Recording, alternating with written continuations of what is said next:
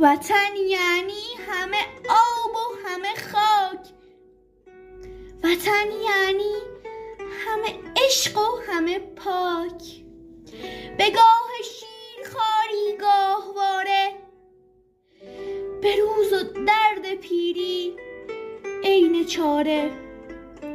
وطن یعنی پدر، مادر، نیاکان، به خاک و خون بستن عهد و پیمان.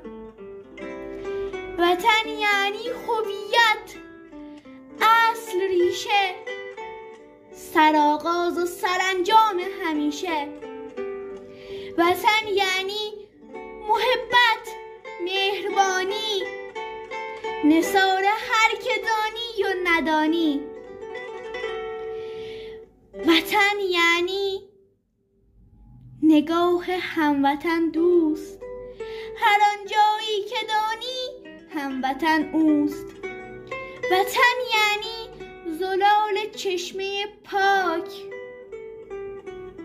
وطن یعنی درخت ریشه در خاک، ستیغ و صخره و دریا و هامون، ارس زاینده رود، اروند کارون. وطن یعنی وطن استان به استان، خراسان، سیستان، سمنان، لرستان، طبس، بوشهر، کردستان، گلستان، دو آذربایجان، ایلام، گیلان. وطن یعنی سرای ترک با پارس.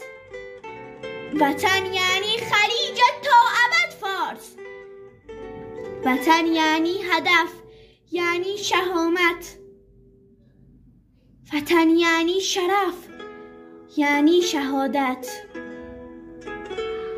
وطن یعنی چه آباد و چه ویران. وطن یعنی